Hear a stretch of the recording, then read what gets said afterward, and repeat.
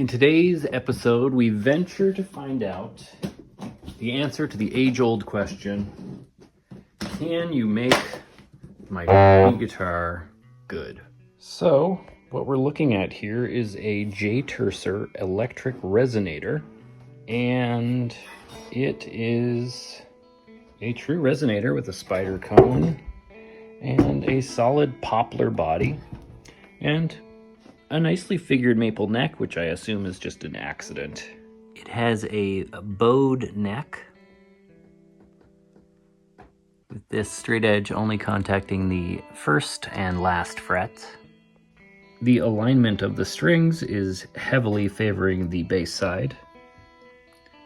Hello. The saddle also seems to be much higher on the bass side than the treble side.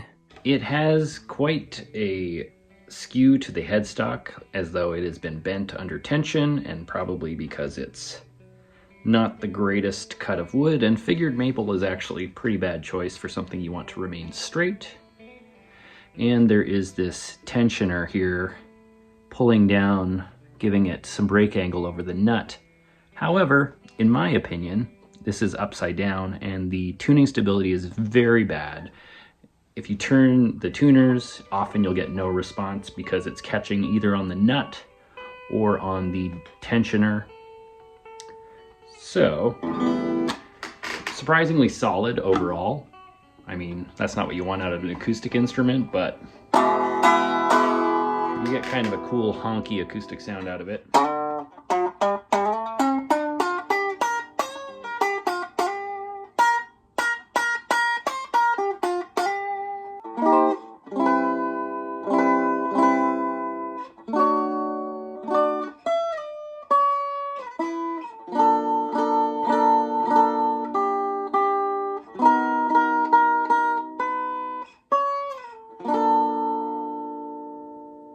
When you plug it in, you can see that one of these potentiometers is loose. They seem to be volume, bass, and treble, or, it's hard to tell. But there's a chance that it's a blend and there's some sort of transducer inside. I'm not sure. I need to look further into it.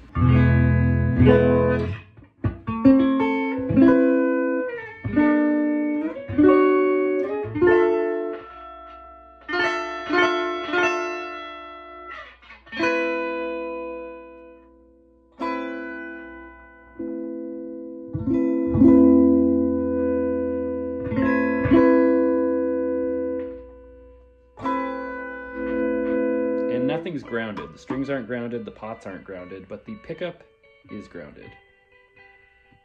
I looked into this further. The middle knob on this guitar, the one that's super loose, is actually indeed a blend knob, blending the neck pickup and the transducer. Actually, now looking in, I can see the wire, and it seems as though it goes under the saddle. We're gonna start with the truss rod adjustment. To get better access, I'm gonna pull off this tensioner. Since we're gonna need to pull it off anyway, it might not even be necessary for the operation of this guitar. We'll know in a second, but like I said, it's got a flat side, and that flat side is just catching the strings. It's installed upside down. And these screws don't look appropriate. They're countersunk. So I don't even know if this is original to the instrument, but it sure is shitty. Okay, and we're looking at a 9/64. Actually, it might be metric. We don't want to strip it out, so we want to get the exact right size. So let's try 4 millimeters. Is that bigger than 9/64 or smaller? Looks a little bit bigger. Okay. That's nice and tight in there. Hey, that's what she said. So 4 millimeters it looks like. Let's give it its first crank.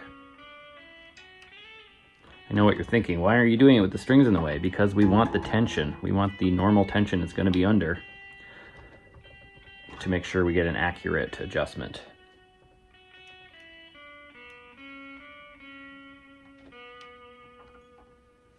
Okay, we're at about really just a quarter of a turn so far. There's still a gap, but it is lessening. So we know the truss rod works at least a little bit. I gave it another 2 little cranks there. Really, you're just getting like 1/8 to a quarter of a turn each time.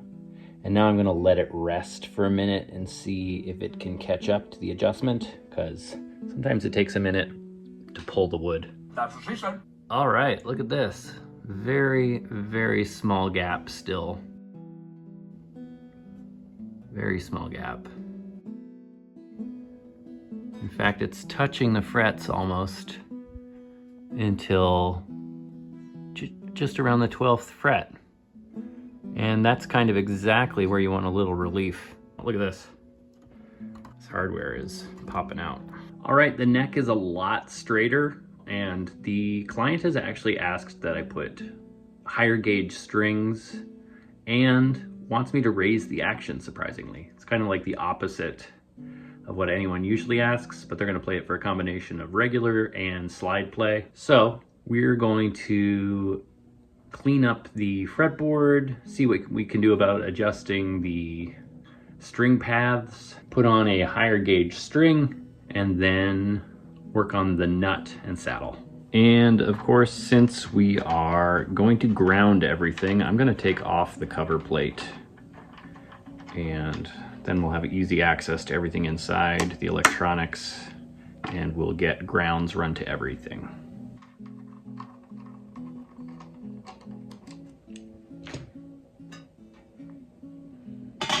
All right, there you can see that wire running up to the transducer, which is built right into this saddle.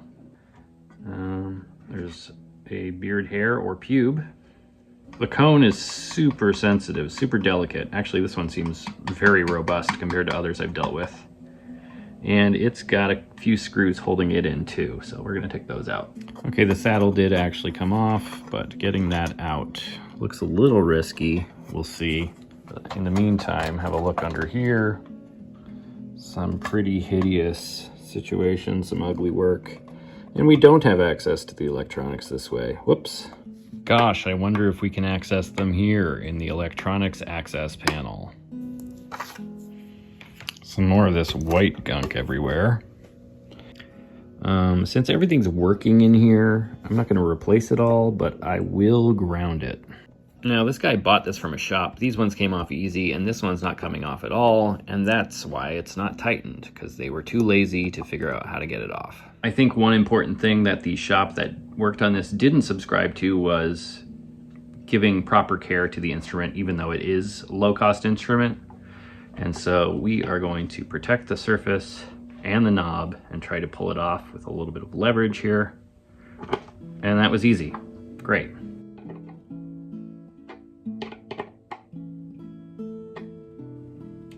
There we go.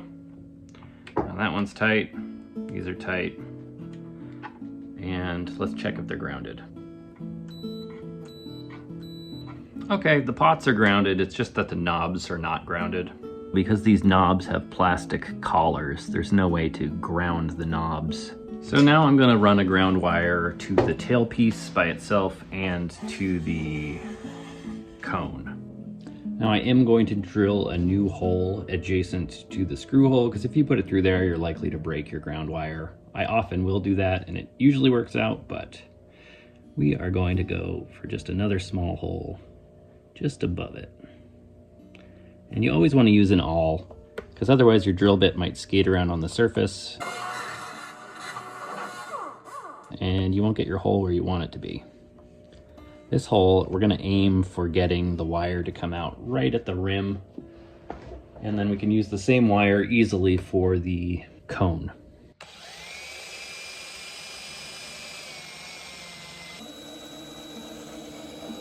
Perfect. Look at that, that's ideal.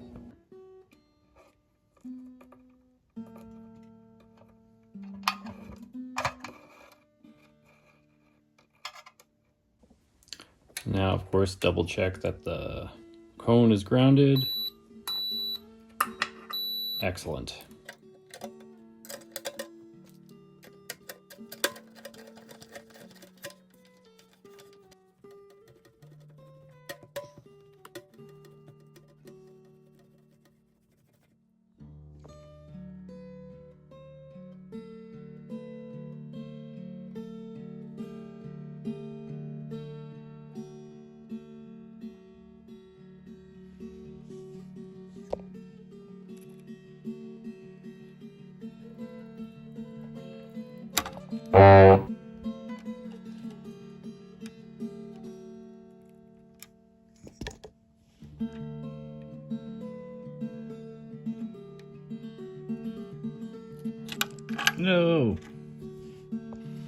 well, soldering with the camera in the way doesn't fucking work. So, take two. Not breathing in. And we're good. As tempting as it is to pull this plastic off here, I will leave that for the owner.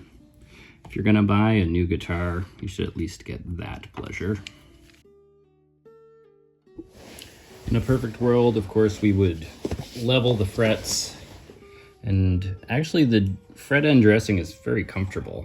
So we're just actually gonna clean up the fretboard with my 2500 or 3000 grit sanding cloth here. Maybe oil up the wood a little bit, and then put on some new strings and see how it's looking.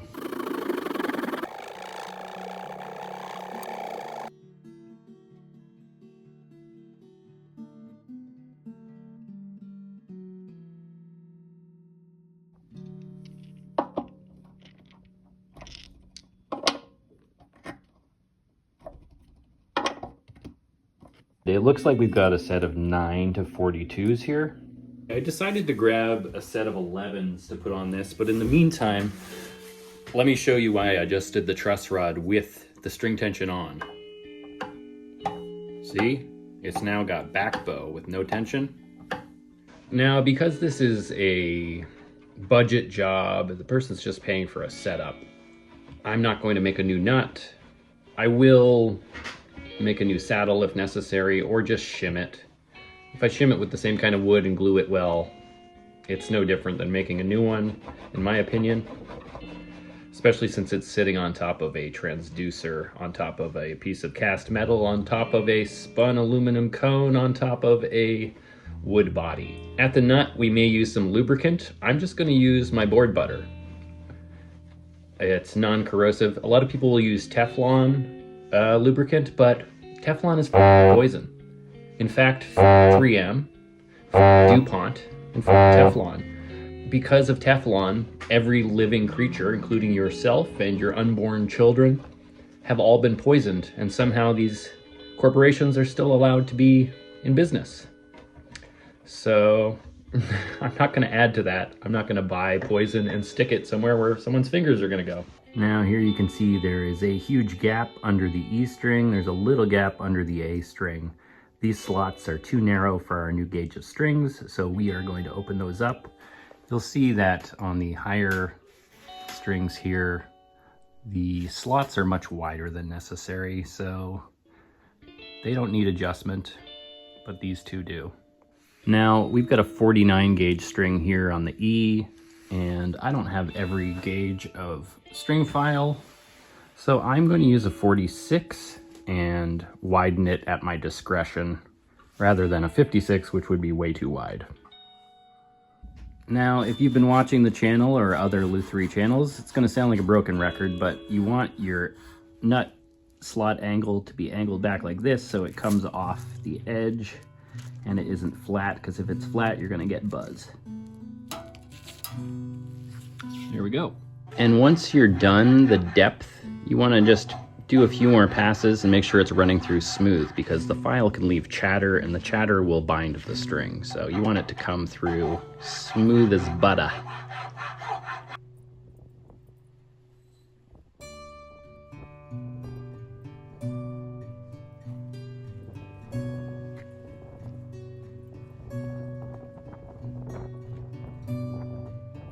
Okay, the action on this is now resting at 1.25 on the high E and 1.5 on the low E, which is nice. That's pleasant, but this owner wanted higher action, so we are going to raise the saddle. Unfortunately, that requires pulling the cover plate and the tailpiece off.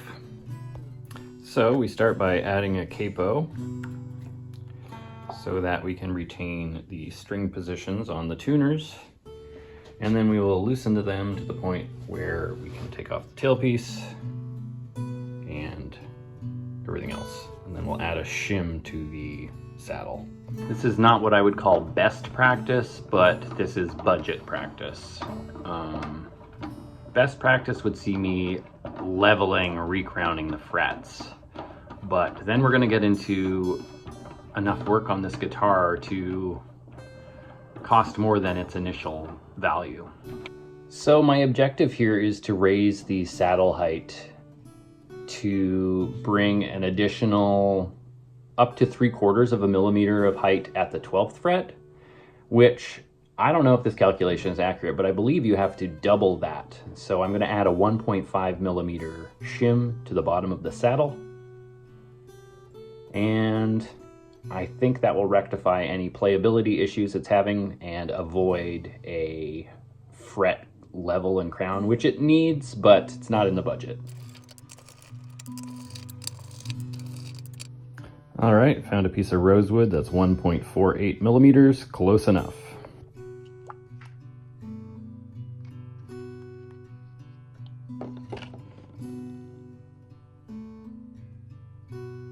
Now, accelerator would be nice here, but I just held this for about 40 seconds and it is adhered. It's not ready to trim yet, but they're stuck together.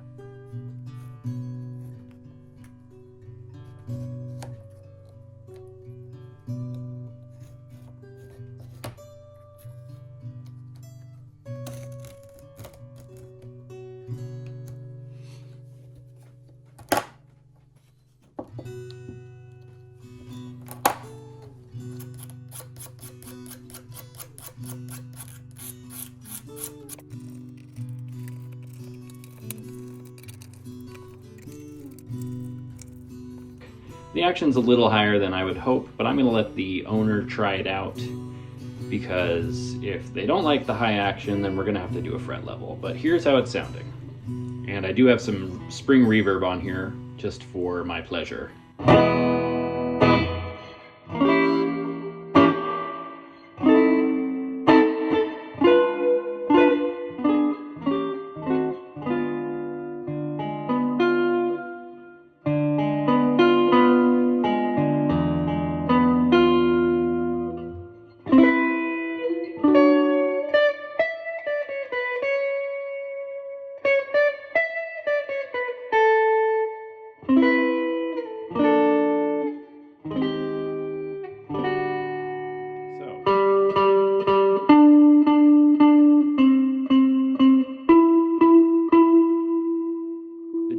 Is muted, it's pinched at the saddle, so we're going to have to angle the saddle slot of the G.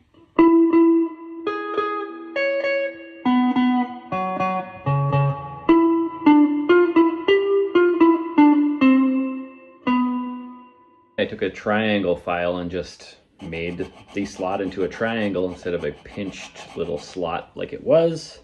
And now the G string is performing like the others.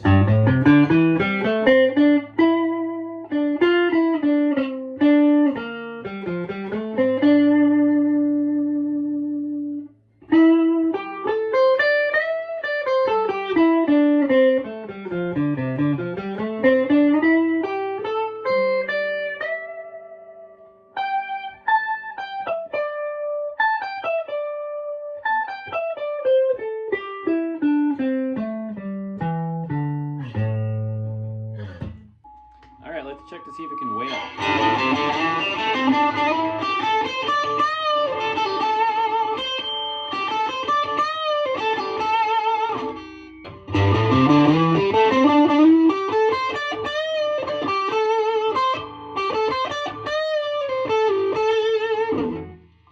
Here's a little acoustic sample.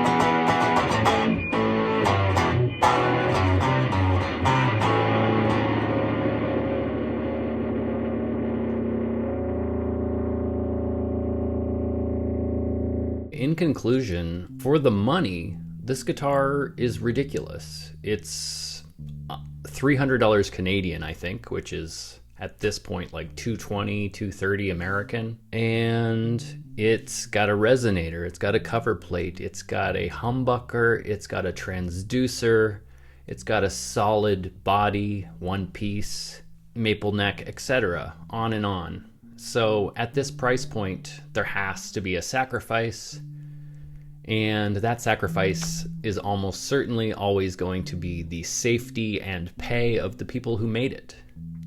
So in that regard, it's not a guitar I would consider buying because I don't like new guitars, and I prefer not to support unfair labor practices, which is difficult to do if you want to buy an affordable guitar. It's an incredible bargain. It's really solidly made, but it has its shortcomings. The tuners are bad. The pickups sound fine, and everything else is fine. Like, it's decent guitar. If this were my own guitar and I really wanted to soup it up and have it as good as possible, it would definitely get a fret level and a bone nut or some other kind of hard nut other than plastic. But plastic does the trick, to be honest, as long as it doesn't wear out.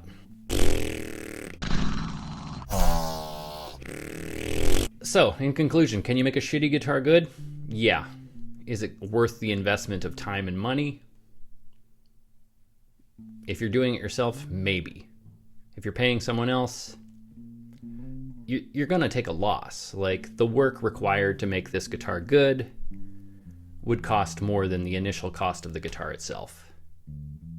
So in that regard, no, it's not worth it. But if you love the guitar and you want it to be ideal, you're willing to put some money into it, you can get a great guitar out of a shitty cheap guitar.